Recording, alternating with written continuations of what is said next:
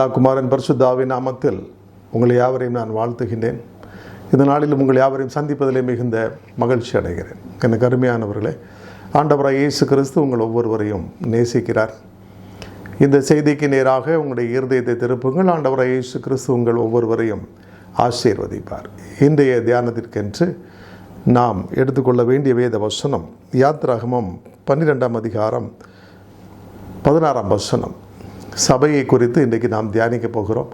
ஒரு சபை எப்படி இருக்கணும், சபையில் என்னென்ன கிரியைகள் நடப்பிக்கப்பட வேண்டும் என்பதை குறித்து இன்றைக்கு நாம் தியானிக்க போகின்றோம். முதலாம் நாளில் பரிசுத்த சபை கூடுதலும் 7ஆம் நாளிலும் பரிசுத்த சபை கூடுதலும் இருக்க வேண்டும் என்று சொல்லி இங்கே நாம் பார்க்கின்றோம். ஆண்டவராகிய தேவன் இஸ்ரவேல் ஜனங்களை சபை கூடி வர சொன்னார். அதை அவர் பரிசுத்தமாக பார்த்தார். தேவனுடைய சன்னிதானத்திலே தேவனுடைய பிள்ளைகள் கூடி வருவதையே தேவனாகிய கர்த்தர் பரிசுத்த சபையாக அவர் பார்க்கிறார். எனவே நீங்களும் நானும் சபைக்கு போகும் பொழுது இன்றைக்கும் அதே வல்லமுள்ள தேவன் இன்றைக்கு சபையில் அவர் நம்மத்திலே அசைவாடி கொண்டிருக்கிறபடினால், ஆண்டவர் இயேசு கிறிஸ்து என்னும் நாமத்திலே அவர் நம்மத்தில் வெளிப்படுகிறவராக இருக்கிறபடினால், பரிசுத்த ஆவியானவராக அவர் நமக்குள்ளேயே இருக்கிறபடினாலே அவர் நம்மை பரிசுத்தவான்களாக பார்க்கின்றார். இயேசு கிறிஸ்துவின் இரத்தத்தால் கழுவப்பட்ட ஒவ்வொரு தேவ பிள்ளைகளும் அவர்கள் பரிசுத்தவான்களாக இருக்கின்றார்கள். அநேகர் நினைக்கிறது உண்டு, என்னால் பரிசுத்தமாக வாழ முடியல, நான் ஒரு பரிசுத்தவான் அல்ல என்று சொல்லி ஒருவேளை பாவத்திற்குள் புரண்டு கிடக்கிற ஜனங்கள், நான் எப்படி சபைக்கு போக தகுதி உள்ளவன், சபைக்கெல்லாம் போக வேண்டியதில்லைன்னு சொல்லி அசட்டையாக போகாமலே இருந்து விடுவது உண்டு. எனக்கு அருமையானவர்களே, நீங்கள் ஆண்டவராகிய இயேசு கிறிஸ்துவை ஆராதிக்கும்படிக்கு தேவ ஆலயத்திற்கு சென்றாலே, சபைக்கு சென்றாலே நீங்கள் பரிசுத்தவான்களாக மாறுவதற்கான இடமாக அது இருக்கின்றது. தேவனுடைய பிரசன்னம் இருக்கிற இடங்களில் நாம் போய் அமர்ந்தாலே அவர் நம்மை பரிசுத்தமாகத்தான் பார்க்கின்றார். ஏனென்றால் என்னுடைய ஊழியத்தின் பாதையிலே அநேகரை நான் சந்தித்திருக்கின்றேன். அவர்கள் அசுத்தமான வாழ்க்கையிலே வாழ்ந்து கொண்டு தேவனை தேடி வருவார்கள். அந்த பிரசன்னத்துக்குள்ள நுழைஞ்ச உடனே அவர்களை ஆண்டவர் பரிசுத்தப்படுத்த தொடங்குவார். பழைய துர்க்குணங்களை விட்டு விலகி அவர்கள் தேவனுடைய வார்த்தையின்படி நடக்க தங்களை அர்ப்பணிப்பார்கள். தேவனுடைய சபையில்தான், அங்கே அநேகர் கூடி வந்து ஆராதிக்கிற இடத்தில்தான் தேவனுடைய மகிமை வெளியரங்கமாய் காணப்படும். ஆண்டவர் அநேகரை தம்முடைய பரிசுத்த பிரசன்னத்தால் நிரப்புவார். அதே போல் பலவீனத்தோடு கூட ஊழியத்திற்கு வருவார்கள். நான் ஊழியத்திற்கு செல்லுகிற பாதையில் என்னோடு கூட ஊழியத்திற்கு வருகிற சகோதர சகோதரிகள் பலவீனத்தோடு வருவார். ஆனால் அந்த ஊழியத்தை செய்ய ஆரம்பித்த உடனே அநேகராக சேர்ந்து ஜெபித்து தேவனுடைய பிரசன்னத்தோடு செல்லுகிற இடத்துல அவர்களும் இணைந்து கொண்ட பின்பாக அவருடைய பலவீனங்கள் மாறிவிடும்.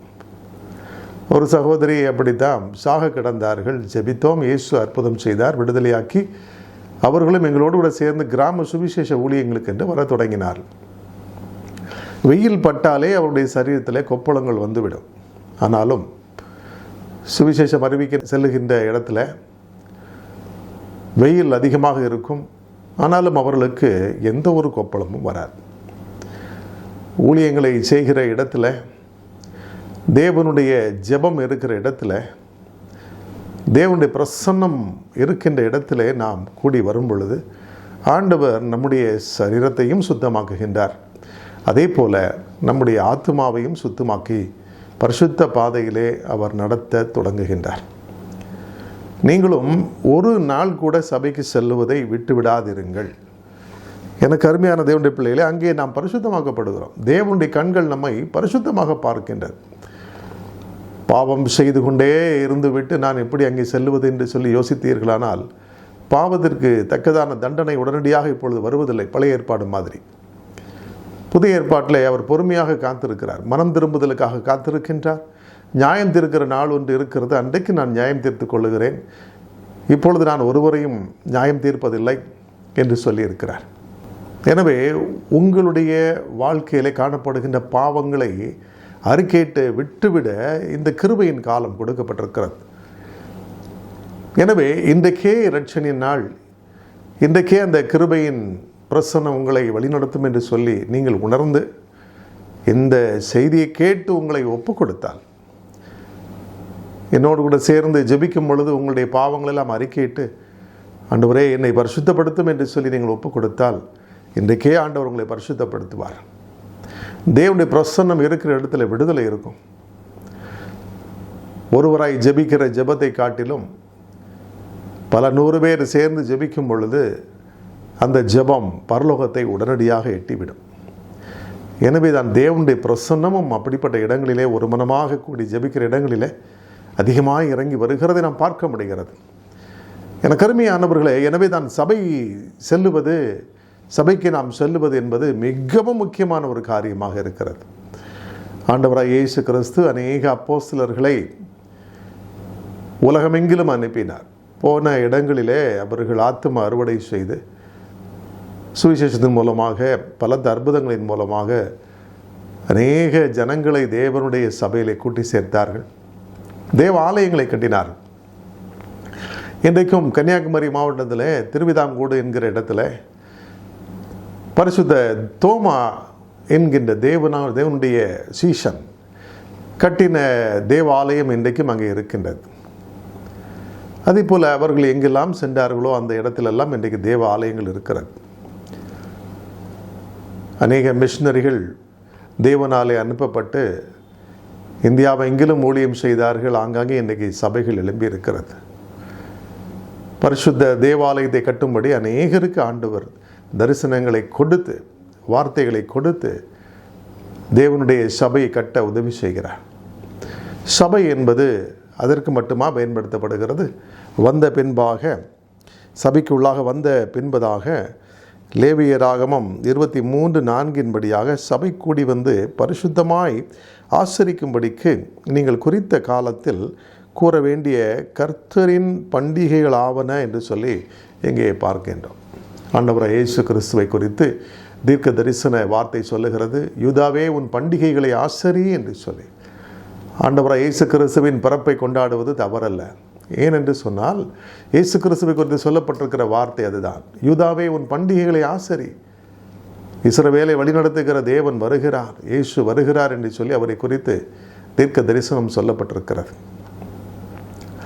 எனவே நாம் பண்டிகைகளை ஆசரிக்கும்படிக்கு சபைக்கு செல்ல வேண்டும். நிறைய பேர் இன்னைக்கு கிறிஸ்துவின் பிறப்பை கொண்டாட மாட்டார்கள், புது வருஷ பிறப்பை மட்டும் கொண்டாடுவார்கள். ஆனால் சபைக்கு சென்று ஆண்டவராய் இயேசு கிறிஸ்துவினுடைய உயிர் தெழுதலையும் நாம் கொண்டாட வேண்டும், அதே நேரத்தில் பிறப்பையும் கொண்டாட வேண்டும். என்றைக்கு பிறந்தார் என்பதை குறித்து நாம் டிபேட் வைக்க வேண்டிய அவசியம் இல்லை. அது நமக்கு அவ்வளவு முக்கியம் அல்ல. எனக்கு அருமையான தேவ ஜனமே, இந்த நாளிலும் கூட சபைக்கு சென்று பண்டிகைகளை ஆசரிப்பதன் மூலமாக நம்முடைய இருதயத்திலே உற்சாகம் பிறக்கும். பண்டிகைகளை கொண்டாடுவதன் மூலமாக அங்கே சென்று ஆண்டவர் நமக்காக பிறந்தார், நமக்காக மரித்தார், உயிர்த்தார் என்று சொல்லி அதை நினைவு கூர்ந்து அதனுடைய சத்தியங்களை கேட்கும் பொழுது, அதற்கு இணையான அநேக வசனங்களை, ஆண்டவருடைய பிறப்பை, உயிர் தெழுதலை குறித்து சொல்லப்படுகிற வார்த்தைகளை கேட்கும் பொழுது அந்த பண்டிகை காலத்தில் நம்முடைய இருதயம் களி கூறுகிறது. மகிழ்ச்சியாக இருக்க வேண்டிய இடம் தேவனுடைய சமூகம். எனவே தான் நெகேமியா புத்தகத்தில் வாசிக்கின்றோம், கர்த்தருக்குள் மகிழ்ச்சியாக இருங்கள் என்று சொல்லி நெகேமியாவின் புத்தகத்தில் சொல்லப்பட்டிருக்கிறார். பவுல் அப்போஸ்தலனும் சொல்லுகிறார், சந்தோஷமாயிருங்கள், மறுபடியும் சொல்லுகிறேன் சந்தோஷமாயிருங்கள், கர்த்தருக்குள் சந்தோஷமாயிருங்கள் என்று சொல்லுகிறார். எனவே நாம் கர்த்தருக்குள் மகிழ்ச்சியாக இருக்க வேண்டிய இடம். அநேக தேவ பிள்ளைகள் கூடி வந்து தேவனை, ஆண்டவராய் இயேசு கிறிஸ்துவை ஆராதிக்கின்ற சபை என்பது மிகவும் முக்கியமான ஒரு இடம். அதற்கு மட்டுமா சபை இருக்கின்றது?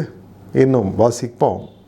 எபிரேயர் புத்தகம் 10:24 என்று என்ன சொல்லுகிறது பாருங்க.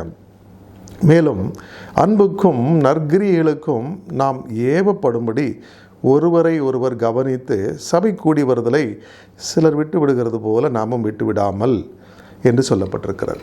சபைக்கு நாம் எதற்கு வர வேண்டும் என்று சொன்னால், ஒருவரை ஒருவர் நேசிக்கணும், அன்பு செலுத்தணும். சகோதரர்களை, ஏழை எளியவர்களை, சமூகத்திலே மிகவும் தாழ்ந்த நிலைமையிலே வறுமையிலே இருக்கிறவர்களையும் அன்பு கூறுவதற்காக சபைக்கு செல்லுகின்றோம்.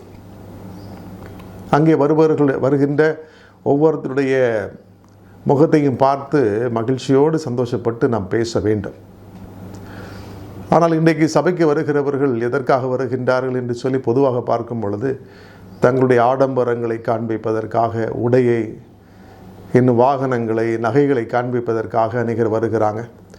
ஒரு சிலர் அதற்காக வருகிறாங்க. ஆனாலும் பெரும்பாலான தெய்வ பிள்ளைகள் ஆண்டவருடைய அன்பை, தேவன் நம்மேல் வைத்த அன்பை மற்றவர்களுக்கு காட்டும்படியாக சபைக்கு வருகிறார். ஆண்டவராகிய இயேசு கிறிஸ்து சொன்னார், நான் உங்களில் அன்பாக இருக்கிறது போல, என் பிதா என்னில் அன்பாக இருக்கிறது போல நீங்களும் ஒருவரில் ஒருவர் அன்பாக இருங்கள் என்று சொல்லியிருக்கிறார். தேவன் நம்மை நேசித்து நம்மிடத்தில் அன்பாக இருக்கிறது போல நாமும் மற்றவர்கள் அன்பாக இருக்க வேண்டும் என்பதுதான் புதிய ஏற்பாட்டினுடைய பிரதான கற்பனையாக இருக்கிறது. சபைக்கு சென்று சண்டை போட்டு விட்டால், குரூப் சேர்த்து நான் அவனை சேர்ந்தவன், இவனை சேர்ந்தவன், அப்போல்லோவை சேர்ந்தவன், பவுலை சேர்ந்தவன் என்று சொல்லி அந்த காலத்தில் இருந்த பிரிவினைகளைப் போல இந்த நாட்களிலும் குரூப் சேர்த்துக்கிட்டு சண்டை போட்டாச்சுன்னா அநேக சந்தோஷங்களை நீங்கள் இழக்கிறீர்கள். அன்பு கூறாவிட்டால் நீங்கள் தேவனுக்கு பிரியமானவர்கள் அல்ல. அன்பில்லாதவன் தேவனை அறியான் என்று சொல்லி வேதம் சொல்லுகிறது. சபைக்கு போனால் ஒரு 4 பேர்கிட்டையாவது அன்பா சிரித்து நல்ல ஒரு இன்பமான இனிமையான முகத்தை காண்பித்து பேசிவிட்டு வாருங்கள். உங்களுடைய இருதயம் களி கூறும், அதோடு கூட உங்களுடைய மனசும் லேசாயிடும். சபைக்கு போயிட்டு என்னை எல்லாரும் மதிக்கணும், என்னத்தான் எல்லாரும் பின்பற்றணும், நான் சொல்கிறத எல்லோரும் கேட்கணும்னு சொல்லி அங்கே சென்று ஆளுகையை காண்பிக்கக்கூடாது. சபையை ஆள வேண்டியது பரிசுத்த ஆவியானவர். சபையில் ஆளுகை செய்கிறவர் ஆண்டவராகிய இயேசு கிறிஸ்து. சபைக்கு தலைவர் அவர்தான் ராஜாதி ராஜா, கர்த்தாதி கர்த்தர். அவருடைய நாமம் மாத்திரமே உயர்த்தப்பட வேண்டும். எனக்கு அருமையானவர்களே, அதை மறந்துவிட்டு நம்மை முன்னிலைப்படுத்தக்கூடாது.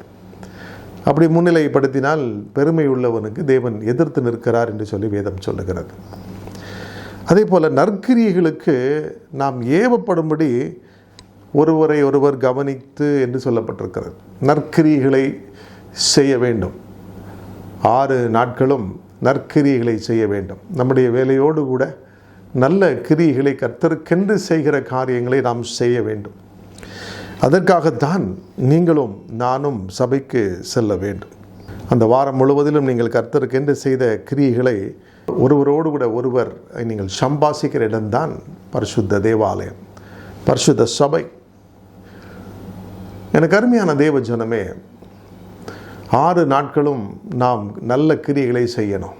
ஏழை எளியவர்களுக்கு உதவி செய்யணும். அதே போல் சுவிசேஷத்தை, நற்காரியங்களை சுவிசேஷமாய் அறிவிக்கின்றவருடைய பாதங்கள் மலைகளின் மேல் எவ்வளவு அழகானவைகள் என்று சொல்லி வேதம் சொல்லுகிறது. எனவே மற்ற நாட்களில் ஆண்டவராகிய இயேசு கிறிஸ்துவை பற்றின சுவிசேஷத்தை நாம் அறிவித்து அநேகருக்காய் ஜெபிக்கணும். கிருபையின் வரங்களை பெற்றுக்கொண்டு அநேகருக்காக ஜெபித்து அதன் மூலமாக ஆண்டவர் செய்த அற்புதங்களை, அதிசயங்களை நாம் மற்றவர்களோடு கூட சம்பாஷிக்க வேண்டும்.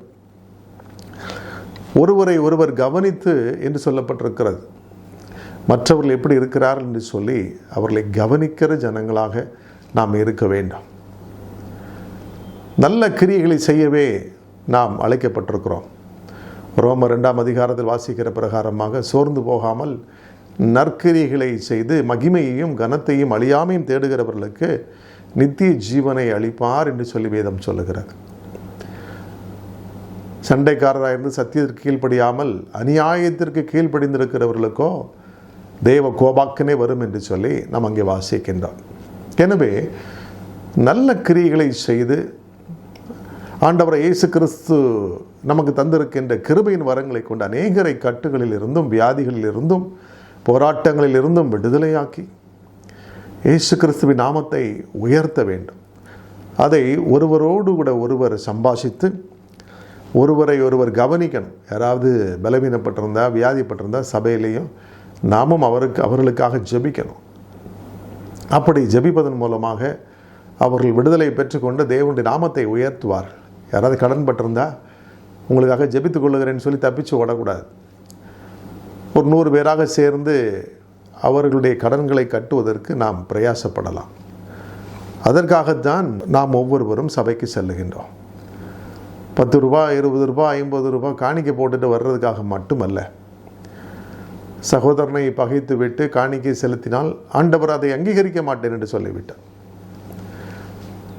யாருடனாவது சண்டை போட்டு பகைமை பாராட்டி ஒப்புரவாகாமல் இருந்தால் அந்த காணிக்கையே அங்கீகரிக்கப்படாது. அப்படியானால் நீங்களும் நானும் எப்படி சண்டை போட்டு கொண்டு சபைக்கு போனால் அங்கீகரிக்கப்படுவோம்? எனவே அன்பு கூறுகிற ஒரு இடம், நற்கிரிகளை செய்து நாம் மற்றவர்களுக்கு அங்கே ஆண்டோடைய மகிமையை விவரித்து சொல்ல வேண்டிய ஒரு இடம், சாட்சி சொல்ல வேண்டிய ஒரு இடம். அதே போல சபைக்கு வருகிற எளியவர்களை கைதூக்கி விடுகிற நல்ல கிரிகளை செய்கிற ஒரு இடம். ஆனால் இன்றைக்கு சபைகள் எதற்காக இருக்கிறது என்று சொன்னால், தசம பாகங்களை வாங்குவதற்காகவும், நான் சொல்லுகின்ற சத்தியத்தை கேட்டுக்கொண்டே இரு நீ பரலோகத்துக்கு போயிடுவேன்னு சொல்லி தவறான உபதேசங்களை சொல்லுகிறதற்காகவும் சபைகள் தவறாக பயன்படுத்தப்படுகின்றது. நீ கேட்டு போ, எனக்கு கொடுக்க வேண்டிய வரி பணத்தை கொடுத்து விடு என்று சொல்லி மற்ற நேரங்களில் அவர்களுக்காக ஜெபிக்காத போதகர்கள் வழிநடத்துகிற மேய்ப்பர்கள் இருந்தால் அந்த சபையிலே பரிசுத்த ஆவியானவருக்கு இடமே இருக்காது. இயேசு கிறிஸ்துவின் நாமம் மகிமைப்படாது, பிதாவின் நாமம் மகிமைப்படாது. சபை என்றால் சடங்காச்சாரங்களோடு கூட இருக்கக்கூடாது, பாரம்பரியங்களோடு கூட இருக்கக்கூடாது. அது ஒரு பயிற்சி கூடமாக இருக்க வேண்டும். சபை என்பது கிறிஸ்தவர்கள் சத்தியத்தை கற்றுக்கொண்டு ஆண்டவர் சொல்லியிருக்கின்ற சத்தியத்தின்படி நடக்க நம்மை அர்ப்பணிக்கின்ற ஒரு இடம், அர்ப்பணித்து செயல்பட நம்மை அர்ப்பணித்து புறப்படுகிற ஒரு இடம். அது ஒரு யுத்த பயிற்சி கூடம், அவ்வளவுதான். உலகத்திற்குள்ளே சென்று சாத்தானை எதிர்த்து நாம் யுத்தம் செய்து அவன் கையில் இருக்கிற ஜனங்களை மீட்டெடுத்து பரலோகத்திற்கு நேராக வழிநடத்துவதற்கு அழைத்து செல்லுகிற ஒரு இடம். அங்கே சென்று அவர்களை போதகர்கள் மூலமாக சத்தியத்தை தெரிந்து கொள்ள வைத்து அவர்களையும் உருவாக்குகின்ற ஒரு யுத்த பயிற்சி கூடம். சபை என்பது பழைய ஏற்பாட்டு சபையை போல ஒரு ஆராதனை கூடம் மட்டுமல்ல. வர்ஷிப் பண்ணுறதுக்கு மட்டும் நம்ம போகிறதில்லை, அதற்காக சபை ஏற்படுத்தப்படவில்லை. புதிய ஏற்பாட்டு சபைகள் என்பது நாம் ஒருவரை ஒருவர் கவனிக்கிற இடம். யாரையாவது கடன் பாரத்தோடு கூட இருக்க கண்டால் அவர்களுக்காக கடன் கட்டுகிற இடம். வாடகை கொடுக்க முடியல, இருக்க வீடு இல்லைன்னு சொன்னால் அவர்களுக்காக அவர்கள் தேவைகளை சந்திக்கும்படியாக எல்லாரும் சேர்ந்து பிரயாசப்படுகிற ஒரு இடம். தேவனுடைய அன்பு வெளிப்படுத்தப்படுகிற ஒரு இடம்தான் சபை. அப்படி இல்லை என்றால் அதற்கு பெயர் சபையே இல்லை, அது ஒரு வியாபார கூடம் என்று சொல்லி உங்களுக்கு நல்லா தெரியும். எனக்கு அருமையானவர்களே, இன்றைக்கும் சபை கூடி வருதலை விட்டு விடாதிருங்கள் என்று சொல்லுகிறது மட்டும்தான் இன்றைக்கி வாடிக்கையாக இருக்குதே தவிர, ஆனால் ஒருவருக்கு ஒருவர் புத்தி சொல்லுகிற இடம் என்பதை நாம் அறிந்து கொள்ள வேண்டும்.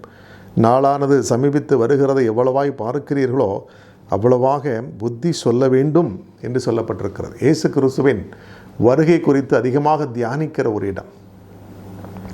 ஆனால் இன்றைக்கு சபைகள் ஆசீர்வாதங்களை மட்டும் சொல்லுகிறது. முதலாவது தேவனுடைய ராஜ்யத்தையும் அவருடைய நீதியையும் தேடுங்கள், இது ஆவிக்குரிய நன்மை. அப்பொழுது இவைகளெல்லாம் உங்களுக்கு கூட கொடுக்கப்படும் என்பது சரீர நன்மை, உலக பிரகாரமான நன்மை. ஆனால் இன்றைக்கு வருகின்றவர்கள் காணிக்கை போட்டால் எனக்கு இயேசு கிறிஸ்து அநேக ஆசீர்வாதங்களை தருவார் என்று சொல்லி இரண்டாவது பாற்றை மட்டும்தான் குறி வச்சு வருகிறாங்க.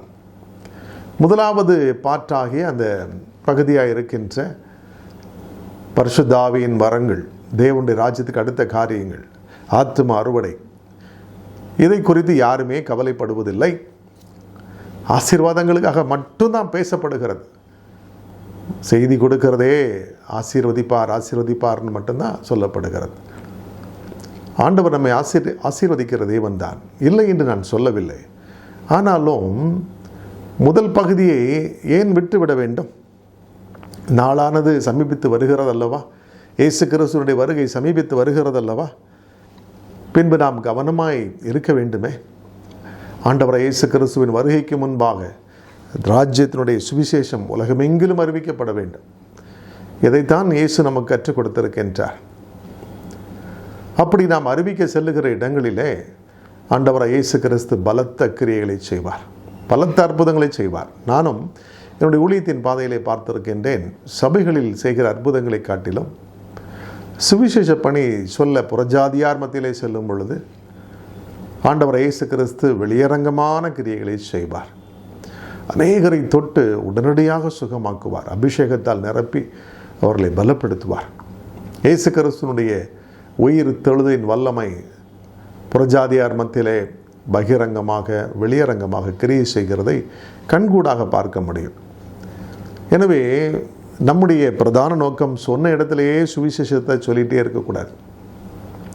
ரட்சிக்கப்பட்டவர்களுக்கே நாம் ரட்சிப்பை சொல்லிக்கொண்டே இருக்கக்கூடாது. ஆண்டவராகிய இயேசு கிறிஸ்துவை பற்றி நன்கு அறிந்தவர்களுக்கு சத்தியத்தை சொல்லி நாட்களையும் பொழுதையும் வீணாக கழிக்கக்கூடாது. எனக்கு அருமையான தேவனுடைய ஜனமே, காலம் போனால் அல்லது திரும்ப வராது.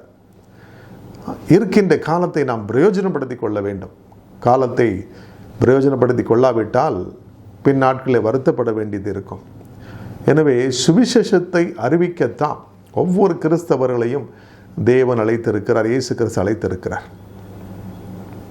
எவர்களை முன்குறித்தாரோ அவர்களை அழைத்தும் இருக்கிறார். எவர்களை அழைத்தாரோ அவர்களை நீதிமான்கள் ஆக்கியும் இருக்கிறார். எவர்களை நீதிமான்கள் ஆக்கினாரோ அவர்களை மகிமைப்படுத்தியும் இருக்கின்றார். எனவே எவர்களை முன்குறித்து அழைத்திருக்கிறாரோ அத்தனை பேருக்கும் அவனுடைய பிரயோஜனத்திற்கென்று பகிர்ந்து கொடுக்கப்பட்ட பரிசுத்த ஆவியின் வரம் என்று சொல்லப்பட்டிருக்கிறது. இப்போ ஒவ்வொருத்தருக்கும் பிரயோஜனமாகத்தான் 1 கொரிந்தியர் 12ஆம் அதிகாரத்தின்படி கிருபையின் வரங்கள் பகிர்ந்து கொடுக்கப்படுகிறது. கேட்கிற எவனும் பெற்றுக்கொள்ளுகிறான் என்று சொல்லி வேதம் சொல்லுகிறது. உலகத்தின் நன்மைகளை மட்டும் கேட்டு பெற்றுக்கொள்வதற்காக செல்லுகிற இடமல்ல சபை. எந்த இடத்துல ஜெபம் பண்ணாலும் ஆண்டவரே என்னையும் என் பிள்ளைகளை மட்டும் காப்பாற்றுன்னு சொல்லி ஜெபம் பண்ணிகிட்டே இருக்கிற ஜனங்களை பார்க்கின்றோம். ஆண்டவர் நம்மை காப்பாற்றி ரட்சிக்கிற தேவன் தான், வழி நடத்துகிறவர் தான். ஆனாலும் எல்லா நன்மைகளையும் பெற்றுக்கொண்ட பின்பாக நாம் அவருக்கென்று நல்ல கிரியைகளை செய்கிற ஜனங்களாக மாற வேண்டும் என்று சொல்லி ஆண்டவர் விரும்புகின்றார். மத்தேயு 5:16 ஆண்டவராகிய இயேசு கிறிஸ்து இப்படியாய் சொன்னார், இவ்விதமாய் மனுஷர் உங்கள் நற்கிரிகளை கண்டு பரலோகத்தில் இருக்கிற உங்கள் பிதாவை மகிமைப்படுத்தும்படி உங்கள் வெளிச்சம் அவர்கள் முன்பாக பிரகாசிக்க கடவது. மனுஷர் உங்கள் நற்கிரிகளை காண வேண்டும். நீங்கள் எல்லாருக்கும் உதவி செய்கிறத நல்ல கிரியைகளை புறஜாதியார் பார்க்கணும். 2ஆம் உலகப் போர் முடிந்த பின்பதாக ஸ்பெயின் நாட்டிலிருந்து ஸ்பானிஷ் ஃப்ளூ என்று சொல்லக்கூடிய ஒரு வைரஸ் பரவி அநேகருக்கு அந்த வைரஸ் காய்ச்சல் வந்தது. ஐரோப்பாவிலே 1/3 ஜனங்கள் மரித்து போனார்கள். அவர்களை எடுத்து அடக்கம் பண்ணுவதற்கு கூட யாரும் இல்லை. அந்த நாட்களிலே கிறிஸ்தவ ஊழியர்கள் தங்களுடைய உயிரையும் பொருட்படுத்தாது அவர்களை எடுத்து அடக்கம் செய்தார்கள். குடும்பமாக சென்று அந்த பணியை செய்யும் பொழுது அவர்களுடைய பிள்ளைகளும் அவருடைய குடும்பத்தாரும் அதனால் பாதிக்கப்பட்டு மரித்தார்கள். ஆனாலும் அந்த ஊழியத்தை செய்து மனுஷர்களுக்கு முன்பாக ஜனங்களுக்கு முன்பாக நற்கிரியைகளை காண்பித்தபடினாலே திரளான ஜனங்கள் ஆண்டவராகிய இயேசு கிறிஸ்துவை ஏற்றுக்கொண்டார்கள். ஐரோப்பா தேசம் முழுமையும் இயேசுவின் தேசமாய் மாறினது. கிறிஸ்தவ நாடுகளாக மாறியது. ஆனால் இன்றைக்கு பின்மாற்றம் அடைந்து காணப்படுகிறது. சாட்சி இல்லாத சூழ்நிலை இருக்கிறது. காரணம் என்னவென்று சொன்னால் இதுதான், நற்கிரியைகளை செய்ய மறந்து போனார்கள். 2019ஆம் வருஷத்திலே உருவான கொரோனா காலத்திலே அநேகர் வீட்டை விட்டே வெளியில் வரல. நற்கிரியைகளை செய்ய ஒருவரும் முன் வரவில்லை. அந்த மாதிரியான காலகட்டங்களிலே அநேக புறஜாதியார் கூட வெளியில் வந்து ஆம்புலன்ஸை ஏற்பாடு செஞ்சு அநேக நோயாளிகளை மருத்துவமனைக்கு அழைத்து சென்றார்கள். ஆனால் கிறிஸ்தவர்கள் ஒருத்தர் கூட வெளியிலே வந்து உதவி செய்ததை நான் பார்க்கவில்லை. ஆங்காங்கே 1-2 பேர் செய்திருக்கலாம். ஆனாலும் வெளியரங்கமாக நல்ல கிரியைகள் செய்யப்பட வேண்டும். ஆண்டவராகிய இயேசு கிறிஸ்து தம்முடைய வருகையிலே வந்த பின்பதாக அவர் கேட்கின்ற கேள்வி இதுதான். வியாதியாயிருந்தேன், என்னை விசாரிக்க வந்தீர்களா என்று சொல்லி கேட்பார். பசியாயிருந்தேன், எனக்கு ஆகாரம் கொடுத்தீர்களா என்று சொல்லி கேட்பார். வஸ்திரம் இல்லாதிருந்தேன், எனக்கு வஸ்திரம் கொடுத்தீர்களா என்று தான் கேட்பார். உங்கள் பிள்ளைங்களுக்கு சரியாக மேரேஜ் பண்ணி வச்சிங்களா, டவுரி கொடுத்தீங்களா, சொத்து சேர்த்து கொடுத்தீங்களா, அதெல்லாம் கேட்க மாட்டார். ஏழை ஒருவனுக்கு எதை செய்தீர்களோ அதை எனக்கே செய்தீர்கள் என்று சொல்லி ஆண்டவர் சொல்லுகிறார். ஆண்டவரை இயேசு கிறிஸ்து யாருக்கெல்லாம் கொடுக்க சொல்லுகிறாரோ, யாருக்கெல்லாம் நல்ல கிரியைகளை செய்ய சொல்லுகிறாரோ அத்தனை பேருக்கும் நம்ம செய்ய ஆரம்பிக்கணும். சுவிசேஷத்தை இன்னாருக்கு பிரசங்கம் பண்ணுன்னு சொல்லி அவர் உணர்த்தினா சுவிசேஷத்தை பிரசங்கம் பண்ணணும். இதற்காகவே நீங்களும் நானும் அழைக்கப்பட்டிருக்கிறோம். எனக்கு அருமையான தேவ பிள்ளைகளே, இந்த சத்தியத்தை கேட்டுக்கொண்டிருக்கின்ற உங்களுடைய வாழ்க்கையில் ஆண்டவரை இயேசு கிறிஸ்து எதிர்பார்க்கின்ற காரியம் இதுதான். சோர்ந்து போகாமல் நற்கிரிகளை செய்யுங்கள். அப்பொழுது மனுஷர் உங்கள் நற்கிரிகளை கண்டு பரலோகத்தில் இருக்கிற பிதாவை அவர்கள் மகிமைப்படுத்துவார். அப்படி மகிமைப்படுத்தும்படி நம்முடைய வெளிச்சம், நம்முடைய வேத வெளிச்சம், பரிசுத்த ஆவியானவருடைய ஒளியின் பிரகாசம் அவர்கள் மத்தியிலே வெளிப்படணும். அவர்கள் முன்பாக பிரகாசிக்க கடவது புறஜாதியார் என்னும் உலகத்தில் இருக்கிற அத்தனை பேர் மத்தியிலே, தேவனுடைய பிள்ளைகள் மத்தியிலேயும் நம்முடைய வெளிச்சம் பிரகாசிக்கணும். இதற்காகவே நாம் அழைக்கப்பட்டிருக்கிறோம். இதை உணர்ந்தவர்களாக நாம் செயல்பட்டால் தேவனுடைய நாம மகிமைப்படும். சபை என்பது ஒரு வியாபார கூடம் அல்ல, அது நற்கிரியைகளை சாட்சியாய் சொல்லுகிற இடம். அநேகரை அழைத்து வந்து சுவிசேஷத்தை அறிவிக்கிற ஒரு யுத்த பயிற்சி கூடம். அது ஒரு பாரம்பரியமான ஸ்தலம் அல்ல. சண்டை போட்டுக்கொண்டு குரூப்பு சேர்த்து கொண்டு ஒருத்தரோடு ஒருத்தர் பகைமை பாராட்டி அங்கே பேசாமல் தெரிந்து அங்கே ஆண்டோடைய நாமத்தை யோசிக்கிற இடம் அல்ல. உங்கள் வெளிச்சம் பிரகாசிக்க வேண்டிய ஒரு இடம். எனவே இந்த நாளில் அதை உணர்ந்து நாம் செயல்படுவோம். ஆண்டவர் இயேசு கிறிஸ்து உங்களை ஆசீர்வதிப்பார். அவருடைய வருகையிலே உங்களை எடுத்து செல்ல அவர் நிச்சயமாக அவர் பிரயாசப்படுவார். இந்த சத்தியத்திற்கு ஒப்புக்கொடுங்கள். இயேசு உங்களை ஆசீர்வதிப்பார். நாம் ஜெபிக்கலாம். அன்பின் பரலோக பிதாவே, இயேசு கிறிஸ்துவின் நாமத்தில் உம்மை நோக்கி பார்க்கின்றோம். இயேசு மகாராஜா, இன்றைக்கும் என்னோடு கூட சேர்ந்து ஜெபிக்கின்ற ஒவ்வொரு பிள்ளைகளையும் சாட்சியுள்ள ஒரு ஜீவியத்திற்கு நேராக அவர்களை அழைத்து வரும்படிக்கு நாங்கள் ஜெபிக்கின்றோம். நல்ல கிரியைகளை செய்கிற இருதயத்தை கொடுங்க. சபைகளுக்குள்ளாக சென்று பெருமை பாராட்டாதபடிக்கு, நான் பெரியவன் நீ பெரியவன் என்று சொல்லி பதவிக்காகவும் பட்டங்களுக்காகவும் சண்டை போடாதபடிக்கு, வேலை வாய்ப்புகளுக்காக, கல்யாணம் கல்லறைக்காக சபைக்கு போகாத ஜனங்களாக ஆண்டவரே உமக்கு உண்மையாய் ஊழியம் செய்து, நேரம் கிடைத்தாலும் சமயம் வாய்த்தாலும் வாய்க்காவிட்டாலும் ஜாக்கிரதையாய் சுவிசேஷத்தை பிரசங்கம் செய்து திரளான ஜனங்களை ஆத்தும அறுவடை செய்து அந்த யுத்த பயிற்சி கூடத்திற்கு அழைத்து சென்று சபையிலே வைத்து சத்தியத்தை அறிய வைத்து அவர்களையும் உருவாக்குகின்ற ஜனங்களாக எங்களை மாற்றித்தாருங்க ராஜா. அது ஒரு பாரம்பரியமான இடமாக இருக்கக்கூடாது. பரிசுத்த ஆவியானுடைய பிரசன்னத்தை உணர்கிற ஒரு இடமாக இருக்கணும்.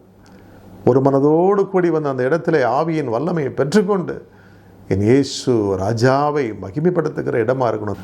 மன மகிழ்ச்சியின் கூடாரமாக இருக்கட்டும். இயேசு மகாராஜா, இன்றைக்கும் ஒப்பு கொடுக்கிற ஒவ்வொருவர் மேலும் என் பரிசுத்த ஆவியானவர் அப்படிப்பட்ட ஒரு ஆத்தும பாரத்தை நீங்கள் வைக்கும்படி நாங்கள் ஜெபிக்கிறோம். உம்முடைய சிந்தை அவர்களுக்குள்ளே வைத்து இந்த நாள் முதல் உம்மை போல வழி நடத்தும்படிக்கு நாங்கள் ஜெபிக்கிறோம்.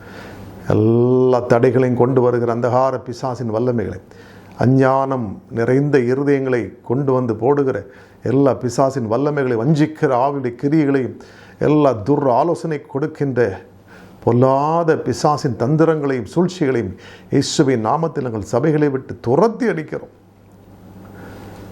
எங்களை தாழ்த்தி ஒப்புக் கொடுக்கிறோம். இன்றைக்கும் என்னோடு கூட சேர்ந்து ஜெபித்த ஒவ்வொரு பிள்ளைகளையும் தொட்டு பலப்படுத்துங்க, விடுதலையாக்குங்க, ஆசீர்வதிங்க. இயேசுவின் நாமத்தில் ஜெபம் கேளும் நல்ல பிதாவே. ஆமென், ஆமென். God bless you.